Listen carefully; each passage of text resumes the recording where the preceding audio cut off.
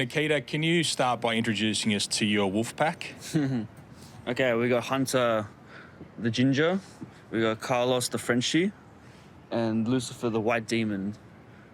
All a little bit different in their own little way, but all like a reflection of my personalities. Lucifer appears to be well named. Yeah, Tell us about Lucifer. He's a little demon child. He's my youngest. Got him last year after the Dark and Dryden fight, and he's basically my training partner. I go for runs with him every morning. Well, actually go running with all of these guys, but he's the only runner out of all three of them. He's got a mind of his own, which is very similar to how I am. He kind of does what he wants, very hard to get a hold of, and that's what I love about him. He also doesn't really like people. Is that something that you've got as well? Yeah, he's got a little separation from people. He's a lot of my friends always try and come up to him. He's got these beautiful blue eyes. He's like the epitome of what a beautiful dog looks like. But when people come up to him, he kind of gets away from them, and he's got that little bit of character where he's playing hard to get. It could be quite a bit of responsibility for a bloke in their 20s to have 3 dogs that they've got to look after and all of that. But obviously you get something out of having them around. What is that? For me, it's like having children. I like the responsibility that it's given me. It's given me a kind of like a little structure in my life, and they motivate me to work harder. I know a lot of people probably think a family like with kids would be the biggest motivation, but for me, at this point, it's the dogs. I want them to eat right. I want to give them steaks every single night, so I got to keep winning fights. Is that right? So you think about your victories supporting their lifestyles? Yeah, of course. I don't want them to be eating the packaged dog food. I want them to be eating big bones, living the best life that they possibly can, and that's done through the work that I have to do. I'm providing for them as well. Is there any time, given your often bizarre diet, that you eat the same thing? Sometimes, yeah, we share. The first time I tried raw liver, I was eating it with them, and they were just gulping it, and I'd be looking at them with like tears rolling down my eyes, like, how do you guys like this? And there's other moments I've tried raw bone marrow, and again, it's just such a weird taste to eat raw, and Lucifer was loving it. So in the wolf pack that you've got here, are you in charge, or is Lucifer sort of fight you for that at times? Nah, I'm definitely the alpha. Number 2 is probably Lucifer. Him and Carlos, they kind of battle. They had a little bit of a battle a couple of weeks ago for number 2, and Carlos got bit in the face. His eye was bleeding, his ear was bleeding, and I gotta say, I think Lucifer took the crown. We're just watching you do the sandhills, the dunes at Cronulla. Do they get in the way, or is it good to have them as part of sessions like that? Like, they slightly get in the way, but I don't really hold back. If they're in the way, I kick them. Like, Carlos, he's like a soccer ball. Like, his head's so round, and he's built like a little tank, so he can cop anything that I give towards him. He probably doesn't even feel bad about it as well. Like, ever since he was a puppy, I'd be throwing him around, like playing really toughly with him. So me running straight into him, it's nothing towards him. He probably thinks that it's how we play, and it's also motivating having someone sprinting next to you, somebody sprinting in front of you. You have to kind of catch up to them. Lucifer's the best because he's incredibly quick, and even when I go for runs in the morning, he's always like at least a kilometer ahead of us. Hunter's always like at least a kilometer behind us, and Carlos is right next to me. So it's always motivating, kind of just chasing after him. I aspire to have the fitness of this dog. Like, he can run for kilometers and just not even breathe. Where does everyone sleep? Right now, they used to sleep in the bed with me, but Hunter, he's a snorer, and honestly, they're very dirty. They're very dirty dogs, so I got sick of having them around my bedroom. They just kind of sleep outside. I leave the living room door open. Lucifer likes to sleep outside. These two sleep on the couch. How has this preparation been? Because we saw a bit of your training, but given that this is another level again, are you going harder? You look bigger and stronger? This preparation it's honestly surprised me a little bit. We're jumping up to 10 rounds, and during the sparring sessions that I've been having, we've been doing 12 rounds, and I didn't think that I'd have the gas tank to go 10 rounds at the start of camp, and we had to kind of make it there by the end of it. But I've been doing 12 rounds and been absolutely killing it. So I've been very surprised with myself and very proud of how my body's kind of stepped up to the occasion. I'm feeling like I'm in a new body ever since I've been to Thailand. Something kind of clicked inside of me. I think it's a kind of the commitment as well, spending money on a camp by going overseas. It's made things real, kind of switched something in the mind. And the Cobra heart? Hopefully it did do something. When you say you're surprised, were you just not sure that you were ready for the extent of training and what was required to go the extra rounds, or you didn't know if you'd ever sort of get to that point? It's not that I wasn't sure. I knew that I'd be able to get there in the end of it. We took the 10 rounds without actually doing 10 rounds before, so that was kind of in the back of my head thinking like, oh, could I even do it? Like, we didn't even know. And then we did it and we're like, oh, okay, we can do it. Easy. We'll keep going. And physically, do you feel different? Because am I right in thinking you're a bit bulkier than you have been previously? I'm actually feeling a little bit thinner.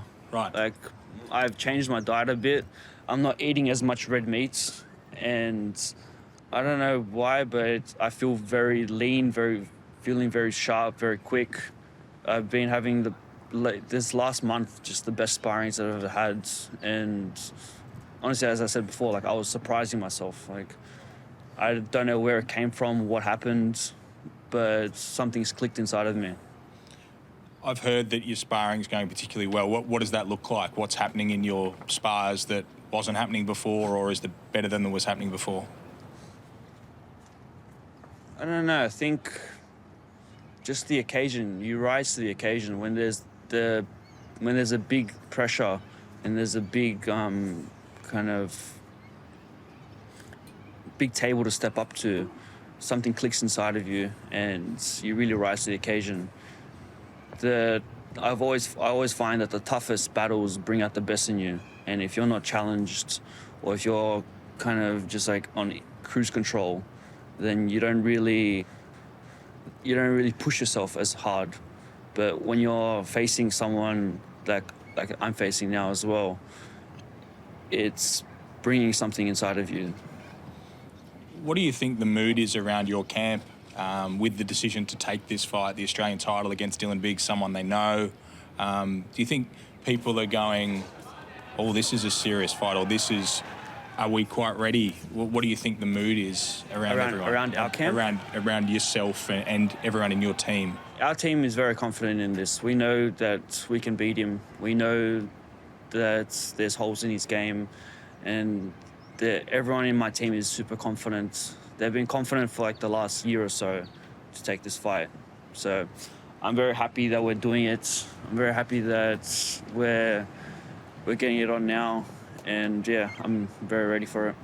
And what about more broadly? What do you think people in Australian boxing and everyone who's got an interest in this fight, what do you think they feel about this fight?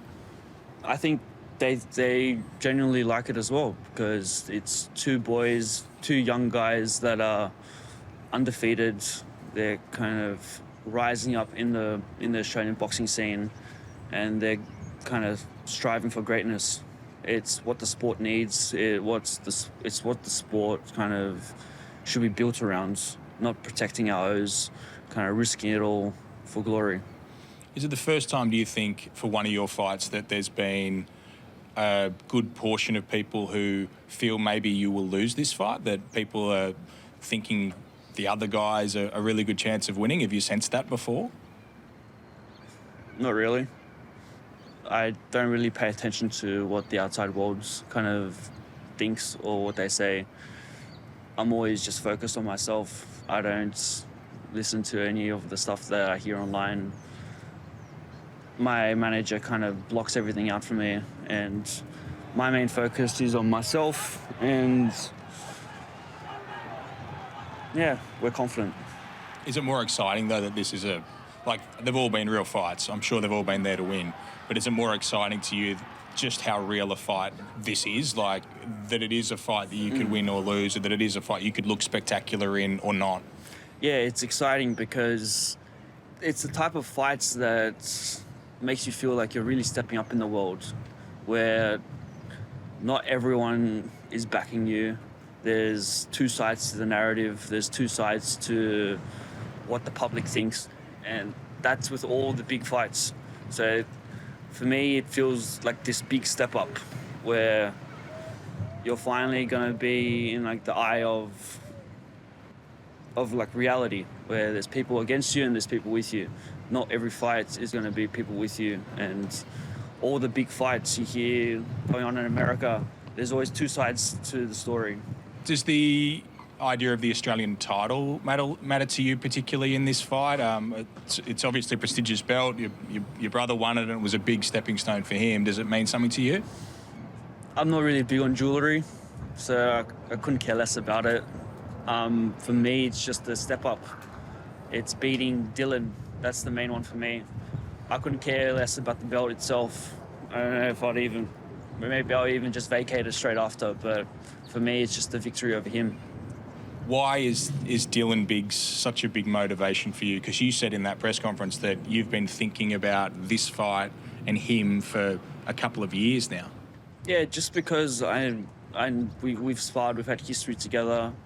I know that he's going to be someone that I've had to deal with in the future, and the moment's finally come. Can you tell us about that sparring session? You're probably sick of talking about it, but just tell us what happened in that sparring session, because it's become a big theme in the build-up to this fight. He essentially just caught me with a shot where I was just walking in, no defense, and he got the better of me in that sparring session. Nothing too crazy. I was never hurt. So yeah, they got us whole sense of confidence from that, and my managers told me that they've been pulling out all these stories, all these very bizarre stories of me. Apparently, I think there was one of me copying a body shot, and I was like rolling on the floor like in tears or something, and I had to like get carried out or something like that. So there's a lot of talking that was kind of made from their side behind it, and yeah, for me, it's just I just want to get it done. So do you feel that they've embellished what happened? They've exaggerated what happened in the spar? Yeah, I feel like they have. I can't really say personally because I never saw it, what they were saying. So I don't know exactly. I'm just saying what I heard. But yeah, they've definitely used it as a sense of confidence, and they're trying to kind of get under our skin. And has that worked? Not at all. I knew this was when I was 4 months into the sport. After an 8-year layoff, I was very rusty. It was the first time sparring out of Sydney, and I was still just learning how to deal with fatigue, how to deal with my body. My body was going through, like, I still have little bits of health issues that I kind of go through and have to maintain. And at that point, I wasn't very aware of how to deal with them. Things were always flaring up. So I don't take anything from that. You said that you've thought about it a lot, the spar and him. Can you just tell us a little bit about that and why that is, and when you have thought about it and what you've thought? It's like a challenge that I knew that I had to face, and it's been motivating to kind of always compare myself to that sparring and how I'm going to adapt to facing him, because it's, as I knew, it's something that's going to happen in the future. And everything I kind of do, I knew this was kind of like a mountain that I had to kind of climb out of. Is that because of what happened in that spar? Yeah, essentially. It's just a big motivating factor, getting that one up on him. Did you not like the way that he sort of behaved around that spar as well, or just what you've heard since? Well, I never really got any information about what he was doing, or it was more just my manager telling me what the team was saying, and the kind of he was the way he was putting it, the shit talking that they were doing. And what does that make you want to do? Like, do you want to, do you go into a fight like this going, I want to drop him, like, because he dropped you, or? Not necessarily.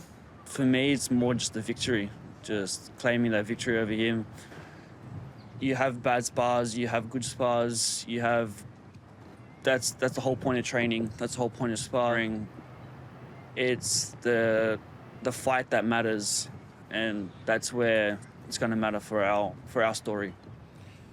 He's pretty adamant that he's the bigger puncher in this fight. Do you think he's just taking that off that sparring session?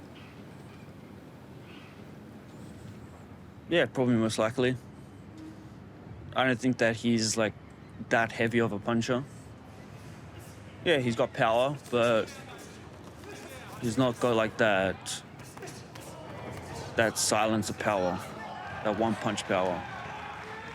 Do you? I don't know. I hope so. I hope I get to show it. I didn't get to show it against Brubaker because he's got a head like a stone, but I definitely feel that my punches got some oomph to them. You got to show it against Benjamin Bomber, you would think. He caught him with one shot and he was out on his feet. Yeah, I think the Ben Bomber one really showed that one uppercut, it kind of really wobbled him and put him in a stage of just like limbo. The fight was probably like caught off a little bit too early, but if he did keep standing up and I landed a couple more of those shots, and I honestly think that it could have been lights out for him.